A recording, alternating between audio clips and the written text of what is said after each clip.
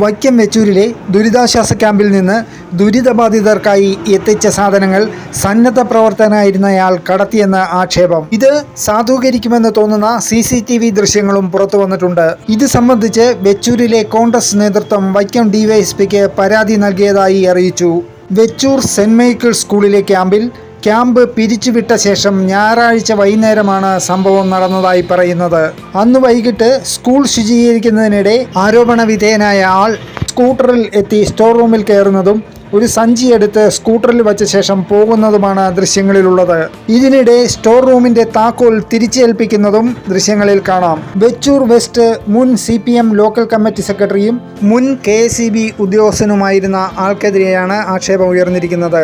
ഇടതുപക്ഷ പ്രവർത്തകരായിരുന്നു ദുരിതാശ്വാസ ക്യാമ്പിൽ പ്രധാനമായും സേവനങ്ങൾ എത്തിച്ചിരുന്നത്. ക്യാമ്പ് ഒഴിഞ്ഞ ദിവസം സ്റ്റോർ റൂമിലെ മിച്ചം വന്ന സാധനങ്ങൾ ദുരിതബാധിതർക്ക് നൽകുന്നതുമായി ബന്ധപ്പെട്ട് ചെറിയ തർക്കവും ഉണ്ടായതായി പറയുന്നു. പിന്നീട് സാധനങ്ങൾ ദുരിതബാധിതർക്ക് തന്നെ നൽകുകയും ചെയ്തു. ഇതിൽ നിന്ന് ഒളിപ്പിച്ചു വച്ച പുതപ്പ് പോലുള്ള സാധനങ്ങളാവാം ഇയാൾ കടത്തിയതെന്നാണ് കോൺഗ്രസ് പ്രവർത്തകർ പറയുന്നത്.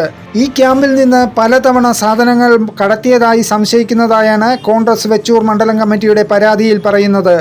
ഞായറാഴ്ച നടന്ന സംഭവത്തിന്റെ ദൃശ്യങ്ങൾ പുറത്തു വന്നിട്ടും ഇന്നലെയാണ് രേഖാമൂലമുള്ള പരാതി പോലീസിന് നൽകിയിരിക്കുന്നത്.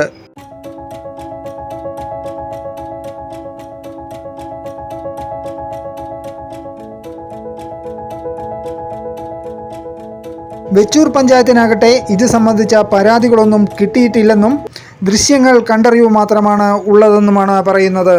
എന്നാൽ പ്രചരണം രാഷ്ട്രീയ പ്രേരിതമാണെന്നും ക്യാമ്പിൽ പ്രവർത്തിച്ചയാളുടെ ഡ്രസ്സുകൾ സൂക്ഷിച്ചിരുന്നതാണ് ക്യാമ്പ് പിരിച്ചുവിട്ട ശേഷം എടുത്തുകൊണ്ടുപോയതെന്നുമാണ് CPM ഏരിയ സെക്രട്ടറി P. ശശിധരൻ്റെ വിശദീകരണം.